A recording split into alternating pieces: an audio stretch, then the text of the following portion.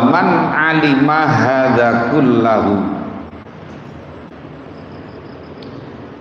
Tengah pas ya, dari bawah itu berapa itu?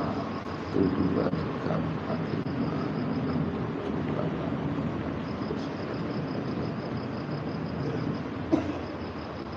5, 6, 7, 8, 19 dari bawah.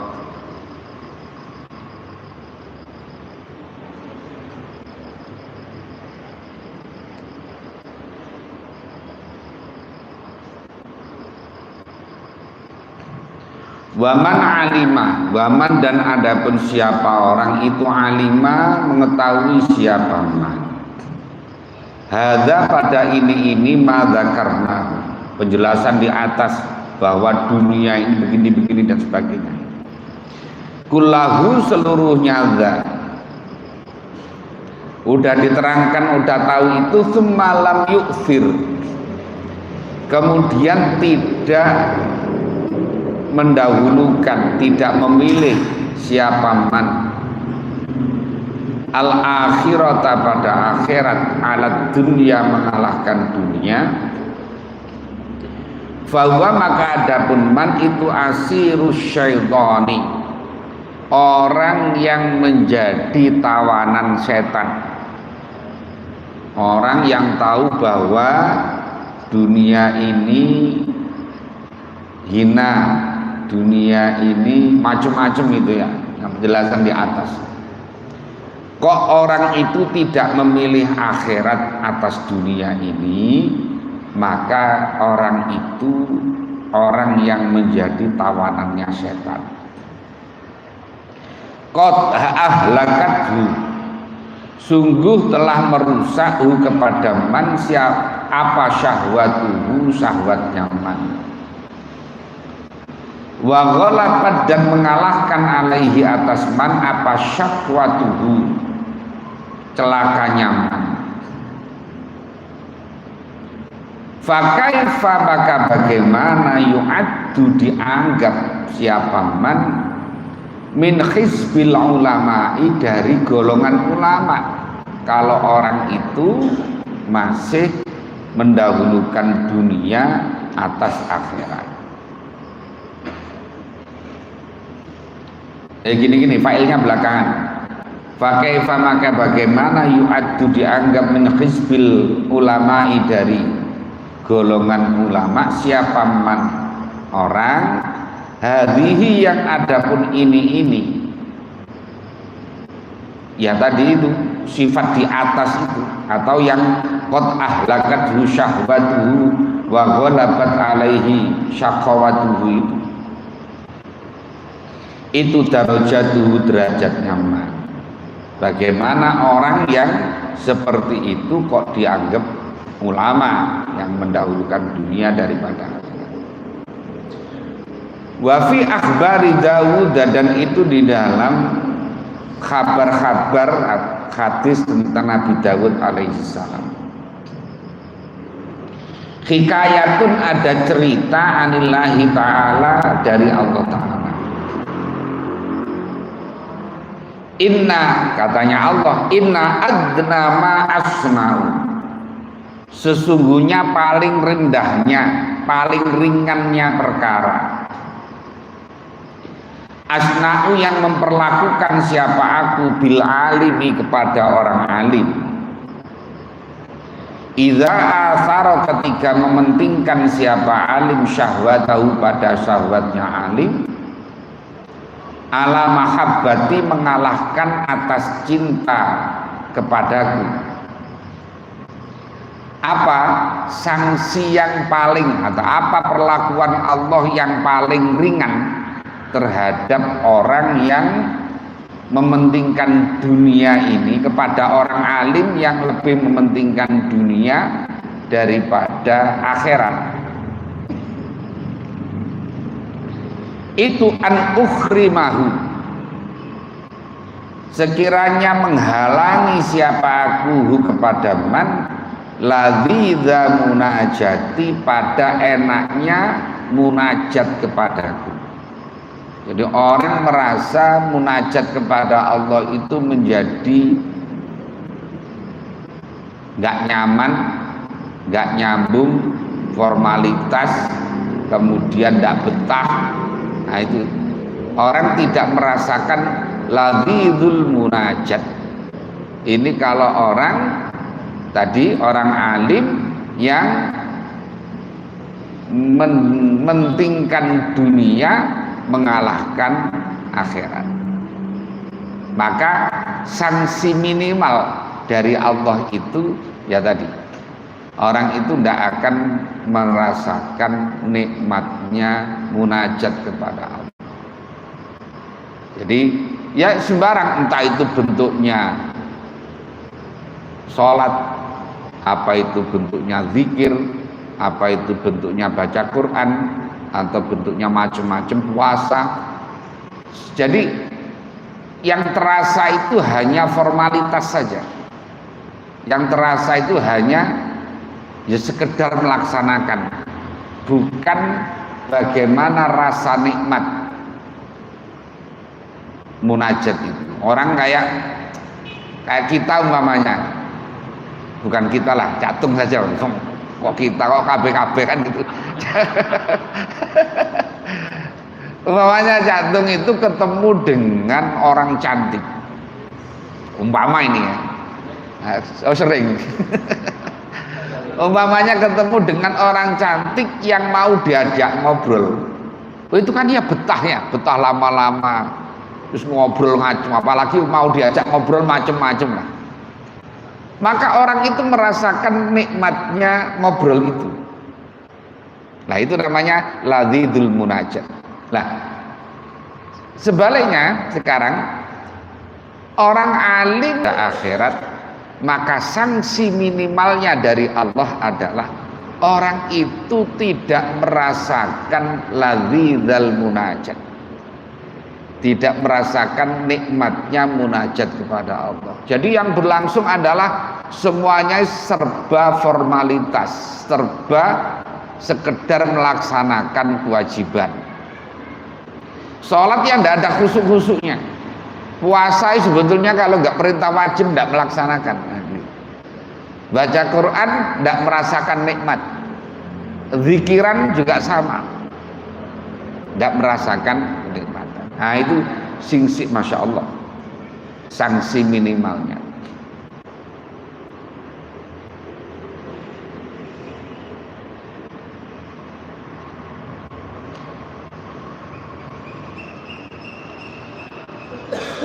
Ya Dawud, wahai Nabi Dawud, la tas'al, jangan kamu bertanya ani tentang aku, aliman pada orang alim, qad askarat dunya, yang telah memabukkan kepada alim apa dunia ini. Wahai Dawud, kamu jangan bertanya kepada orang alim tentang aku, kepada orang alim yang dimabuk oleh dunia ini, yang mabuk kepayang dengan dunia ini. Fayasudduka, maka kemudian akan menghalangi siapa alimka kepadamu, antoriki mahabbati, dari jalan cinta kepadaku. Jadi justru akan menghalangi, menjadi trouble untuk menuju mahabbah kepada Allah, karena akan dialihkan dari cinta kepada Allah, dialihkan menjadi cinta kepada dunia ini ya, dengan segala variannya. Maka ya tadi, maka semakin jauh. Ulaika, adapun mereka, aliman qad askarahud dunya, mereka artinya jamal, orang-orang yang modelnya kayak begini. Itu kutta'ut tariqi, para begal katanya gitu. Mereka ini orang yang begal, orang jalannya udah bener menjadi mudir jatman namanya, udah bener-bener gitu. Kemudian ketemu orang yang salah, dibelokkan ke jalan yang nggak bener. Nah, gitu. Mestinya udah bener. Qutta'ut tariq, mereka adalah para begal ala ibadi, atas hamba-hamba. Nah, ya Daud wahai Daud, idza ra'aita li taliban, idza ra'aita ketika melihat siapa kamu li kepadaku, melihat atau li untuk aku, taliban kepada orang yang mencari, fakun maka adalah kamu lahu bagi taliban khadiman itu melayani. Jadi kalau ada orang mencari kebenaran, mencari Allah, maka layanilah. Jadi sama dengan ya sekarang katakan yang dilakukan oleh Mas Wisnu ini, ya, dengan menyiapkan Maya Ta'ala ngaji begini ini termasuk tadi itu khadiman, melayani kepada orang yang mencari kebenaran, melayani orang yang luar biasa.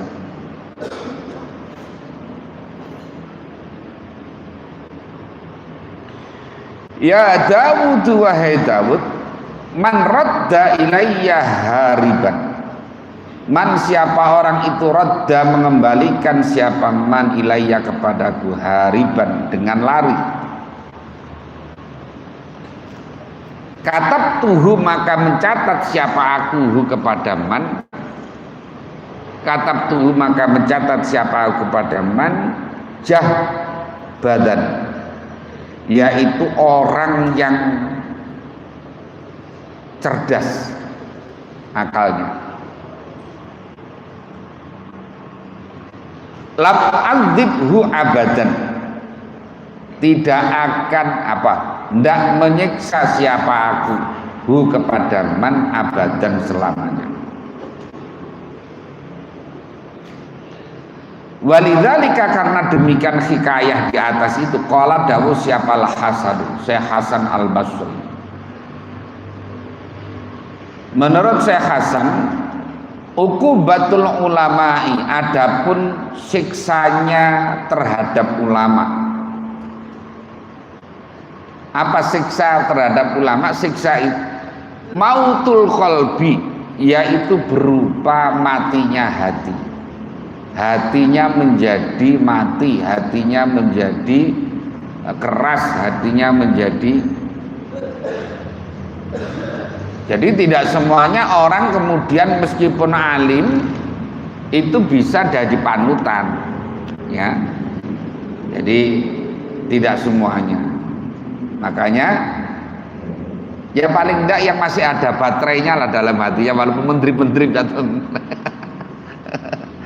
masih ada baterainya dalam hatinya itu, ya.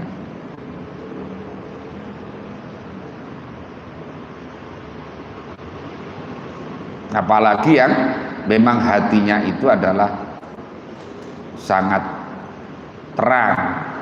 Wa mautul qalbi, sedangkan matinya hati itu talabud dunya, mencari dunia. Bi amalil akhirati, dengan amal akhirat. Jadi jualan akhirat, jualan agama, nah jualan. Maka hatinya akan menjadi mati. Apalagi kemudian orang dengan dalih menjual agama, padahal dibalik itu jelas punya niatan-niatan yang tidak benar, masya Allah. Oh itu jahatnya luar biasa, ya, jahatnya luar biasa. Mengelabui masyarakat, mengelabui orang banyak dengan bahasa-bahasa verbalnya yang agama, takbir dan sebagainya. Tapi dibalik itu sebetulnya melindungi koruptor, melindungi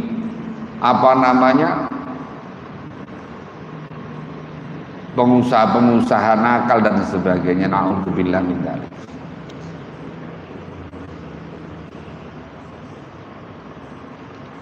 Orang itu kalau memang dengan bahasa agama itu lumpuh. Ya, kalau sudah dengan bahasa-bahasa agama itu udah. Makanya tipu muslihat yang dibungkus dengan agama maka ya kelihatannya tetap baik, kelihatannya tetap baik.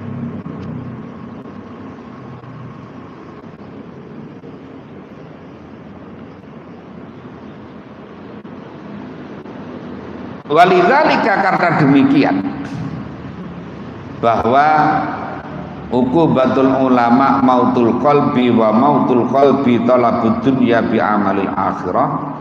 Qala dawuh siapa Yahya ibnu Muadzin, Yahya bin Muadz,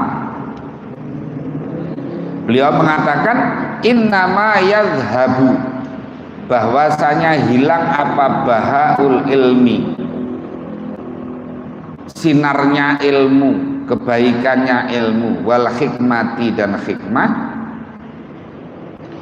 idza tolaba, ketika mencari siapa orang, bihima, dengan bahaul ilmi atau dengan ilmu wal hikmah, ad-dunya, pada dunia. Qala dawu siapa Sa'id bin Musayyab, Sa'id bin Musayyab. Kalau Kiai Aziz dulu, saya ngaji Ihya ini kepada Kiai Aziz, Kiai Aziz Mansur, itu bacanya Sa'id bin Musayyib. Tapi kalau di Tebuireng itu kepada Bayai Samsuri Badawi, bacanya Sa'id bin Musayyab.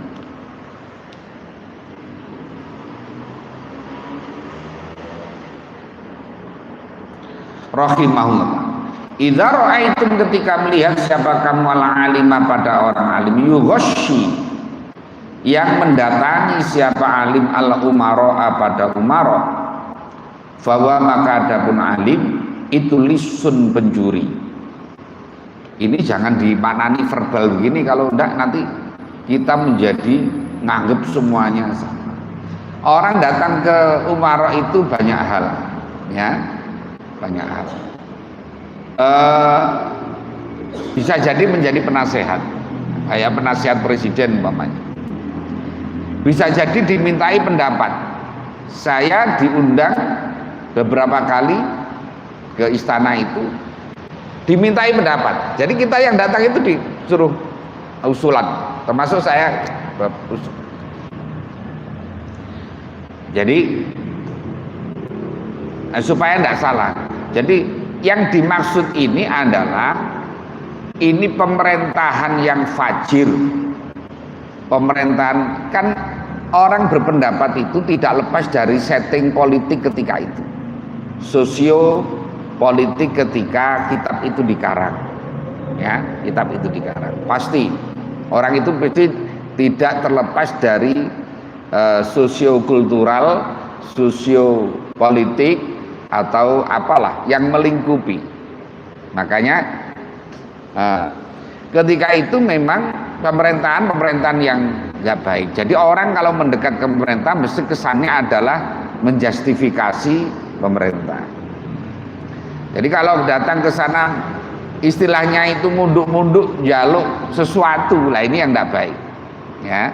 Apalagi pemerintahnya adalah pemerintahan yang fajir, pemerintahan yang koruptif, maka tidak baik. Kan beda dengan konteks sekarang ini, ya. Umpamanya kalau bahasanya Kiai Ma'ruf Amin itu, orang mengajukan proposal kepada APBN sekarang itu mengambil hak, karena ada hak jatah yang memang dialokasikan kepada, umpamanya kepada pesantren, kepada madrasah, kepada masjid, kepada dan lain. Itu kalau nggak diambil, mesti diambil oleh orang-orang yang bisa menggunakan itu dengan cara-cara yang tidak baik. Makanya juga harus diambil. Karena itu ada pagu anggarannya. Kan kalau orang itu kan ada, kalau jadi anggota dewan itu kan orang harus paham dengan konfigurasi anggaran. Ini kira-kira anggarannya untuk apa saja. Ada anggaran pembangunan, ada anggaran untuk macam-macam itu. Nah, ini kalau ada anggaran yang mestinya umpamanya jatahnya untuk pesantren, untuk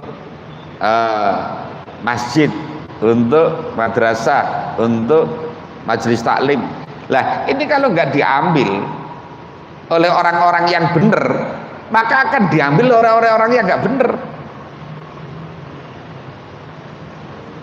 Walaupun sekarang pesantren saja orang-orang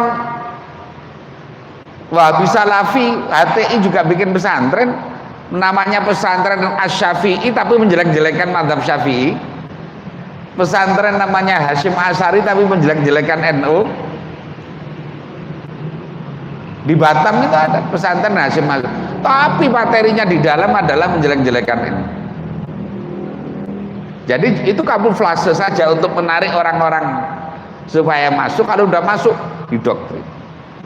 Lah, kalau tidak diambil oleh pesantren-pesantren yang benar, oleh majelis-majelis taklim yang benar, oleh masjid-masjid yang benar, akan diambil oleh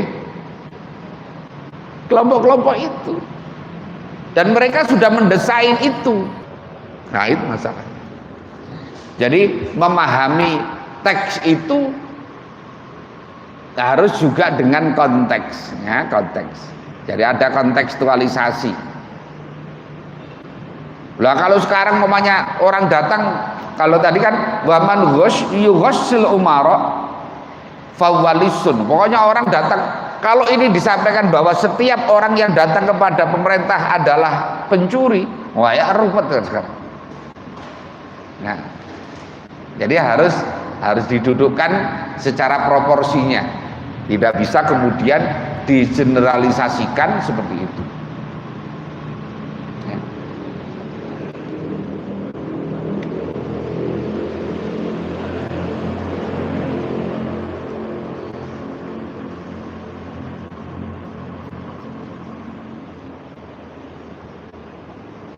Wa qala dawu siapa Umar radhiyallahu anhu, idza ra'aitum, ketika melihat siapa kamu al-alima, pada orang alim, muhibban, dengan keadaan hale cinta lidunya, kepada dunia,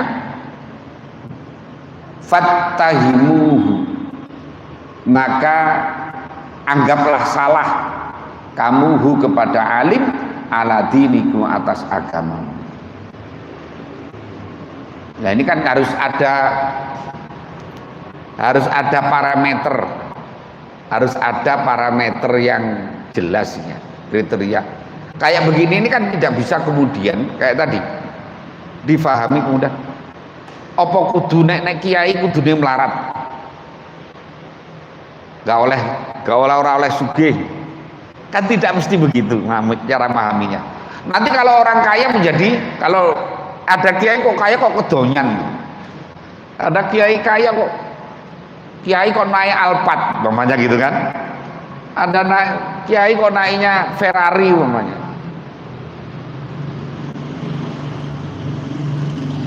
Lah, yang terpenting sebetulnya bukan kaya maupun miskinnya, ya. Yang terpenting bagaimana kekayaan itu tidak nyantol di hatinya walaupun ada di tangannya. Nah, itu. Hari ini golek yang nggak nyantol itu ya sulit, paling enggak ya ojo nemen-nemen gitulah yang penting ya. Kalau konteks sekarang ini golek sing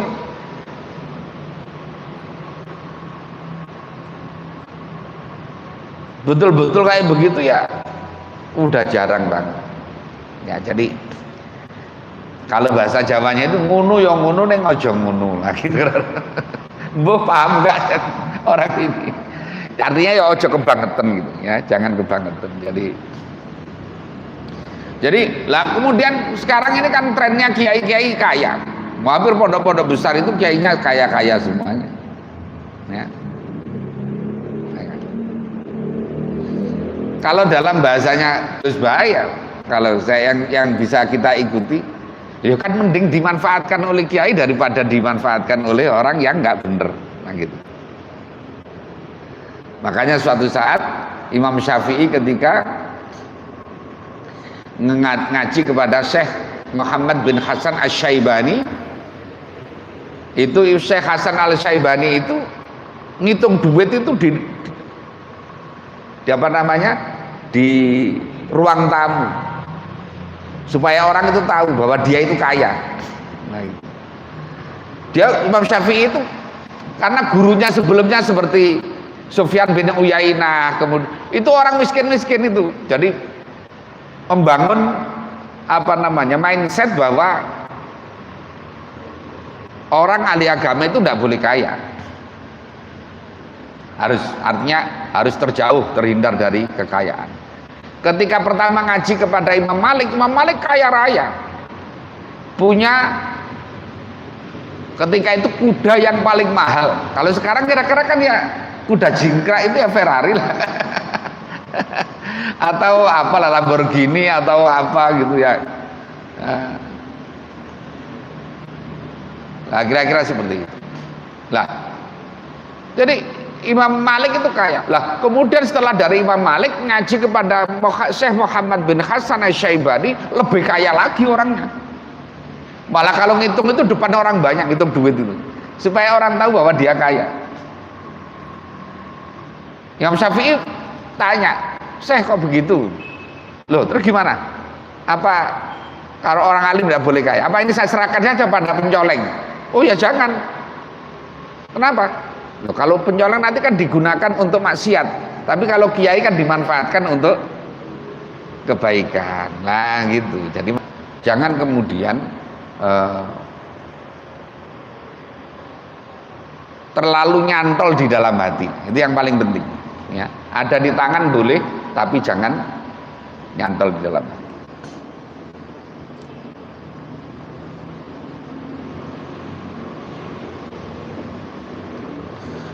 Fa inna kulla muhibbin, maka sesungguhnya setiap orang yang cinta itu yakhudu masuk siapa muhibbin fima di dalam perkara ahabba yang cinta siapa muhibbin padama. Karena biasanya memang orang kalau cinta kepada sesuatu maka akan tunduk. Kan dikatakan kalau di dalam kitab Nasaihul Ibad itu man ahabba syai'an fahuwa abduhu. Orang cinta dengan senang kepada motor baru. Oh itu pagi-pagi udah mandiin motor walaupun orangnya belum mandi. Mandiin motor walaupun dia orang belum mandi. Orang punya mobil baru begitu pagi-pagi itu bukan bagaimana yang lain-lain, dilihat mobilnya mana yang kurang, mana yang itu namanya mana ahabba syai'an fahuwa abdi.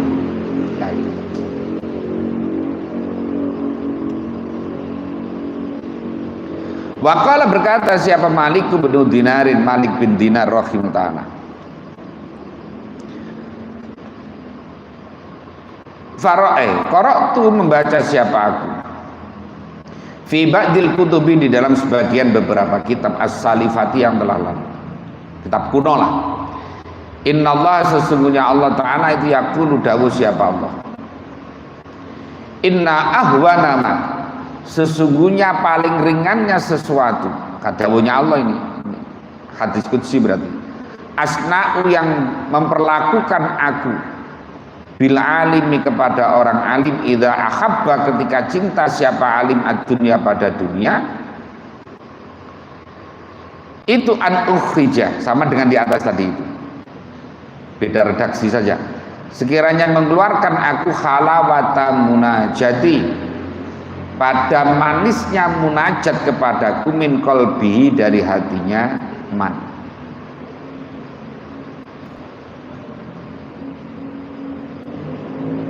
Sama dengan tadi yang di dalam Abi Dawud tadi. Wa kataba, dan berkirim surat siapa rajulun seseorang ila akhin kepada saudara lahu bagi rajul, pada saudaranya, innaka sesungguhnya kamu itu qad utita, sungguh telah diberi siapa kamu ilman pada ilmu, fala tudfi anna, maka jangan mematikan kamu nura ilmika pada cahaya ilmumu, bidzulmatidz dzunubi dengan gelapnya dosa. Jadi ketika kamu telah diberi ilmu, jangan kau padamkan cahaya ilmu itu dengan kemaksiatan, dengan dosa. Fatabqa, maka akan tetap siapa kamu fi dzulmati, di dalam kegelapan. Maka yang terjadi kalau itu kamu maka kamu akan berada dalam kegelapan yauma yas'a, di dalam hari berjalan siapa ahlul ilmi fi nuri ilmihim, di dalam cahaya ilmunya ahlul ilmi. Nanti karena yang lain akan berjalan ahli ilmu itu dengan cahayanya. Di akhirat itu kan tidak ada lampu. Jangan dibayangkan ada listrik, lebih besar listriknya daripada dunia. Tidak ada listriknya. Yang menerangi apa? Yang menerangi adalah ilmunya. Para ulama akan berjalan dengan cahaya ilmunya. Nah, kalau cahaya ilmu itu dipadamkan dengan kemaksiatan, maka orang itu akan berada dalam kegelapan, sementara yang lain berada pada terangnya ilmu.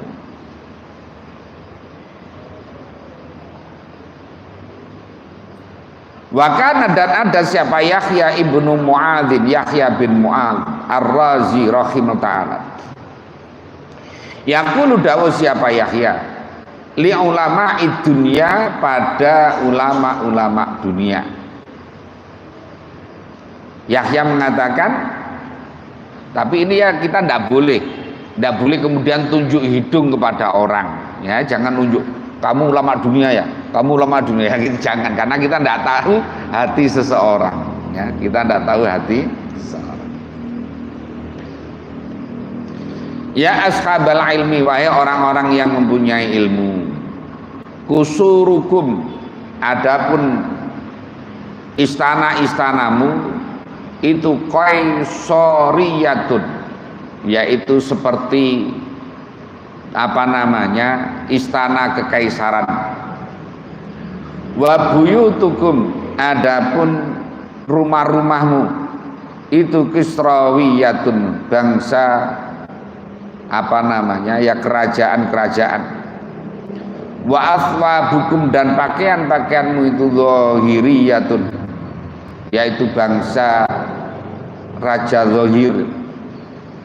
Wa akfafukum, dan sendal-sendalmu atau sepatu-sepatumu itu jalutiyatun, bangsa raja Jalut. Wa marakibukum, dan adapun kendaraan-kendaraanmu itu koruniyatun, bangsa raja Korun. Wa awanikum, adapun perabotan-perabotanmu itu fir'auniyatun, bangsane Fir'aun. Wa ma'samukum, dan adapun dosamu itu jahiliyatun, bangsa kafir jahiliyah. Wa madzahibukum, dan jalan-jalan atau mazhab-mazhabmu itu syaitoniyatun, adalah bangsa syaitan. Fa aina, maka di mana asyari'atu, adapun syariat al-Muhammadiyah. Kalau itu yang terjadi, di mana syariat Muhammadiyah, bukan Muhammadiyah organisasi ini.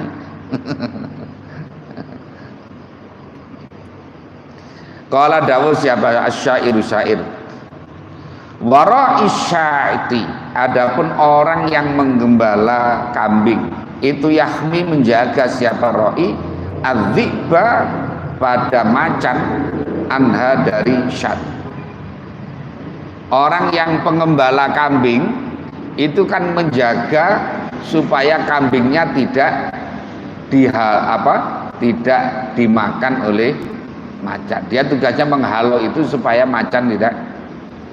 Fa kaifa idza ru'atu laha di'abud, bagaimana jika ar-ru'atu, adapun para pengembala, laha, bagi syat itu di'abun, adalah para macan. Bagaimana kalau ternyata yang mengembala itu adalah macan?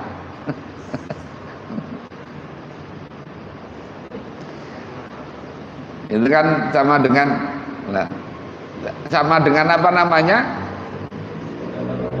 makan tanaman pagar makan, sama dengan pagar makan tanaman.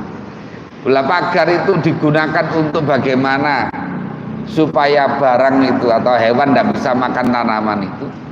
Kok malah pagarnya yang makan tanaman itu. Wa qala dawu siapa al-akharu, yang lain. Ya ma'syarul qurra'i, wahai para orang-orang yang hafal Quran. Qurra itu kalau dulu, qori itu orang yang ahli Quran. Sekarang qori itu orang yang bisa melakukan qiraah. Jadi diredusir sedemikian rupa. Dulu namanya al-hafidh itu orang yang tidak hanya sekedar hafal Quran, itu yang orang yang hafal 100.000 hadis. Sekarang al-hafidh orang yang hafal Quran. Ya. Dulu yang namanya syariat itu ya totalitas dari kullu ma syara'allahu ilal ibad. Syariat itu ya totalitas dari akidah, fikih, akhlak. Sekarang syariah itu diredusir menjadi hukum. Makanya kalau fakultas syariah itu ya fakultas fikih, fakultas hukum. Nah jadi gitu.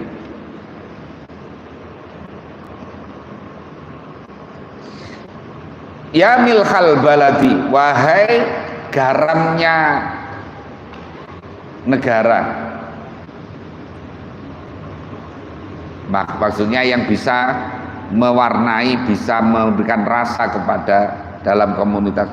Ma yasluhu, tidak patut apa al-milhu, tidak menjadi baik apa al-milhu. Oh bukan al-milhu, itu yang benar mestinya al-baladu, ya yang benar. Tidak menjadi baik apa al-baladu, apa namanya, negara idza fasada al-milhu. Lah gitu. Ketika rusak apa al-milhu, garamnya. Jadi garam ini kan yang mempengaruhi, sama dengan begini. Yang menjadikan Indonesia ini adem ayem, katakan ya. Yang menjadikan Indonesia ini adem ayem itu karena paham keagamaan yang moderat, paham keagamaan yang toleransi, paham keagamaan yang rahmatan lil alamin. Itu yang berlaku sejak Islam masuk ke Indonesia sampai sekarang ini. Nah, sekarang ini mulai muncul paham yang transnasional yang membawa jargon tentang bagaimana membangun negara Islam, bagaimana syariat itu diberlakukan, jadi jargon-jargon keagamaan, ya, dan sebagainya, dengan dibumbui mengkafir-kafirkan amalia-amalia yang sudah establis di masyarakat selama ini. Nah, ini yang akan jadi dulu yang namanya garamnya itu ya paham Ahlussunnah wal Jamaah yang moderat itu, yang menjadi perekat bangsa sekarang ini, katakan.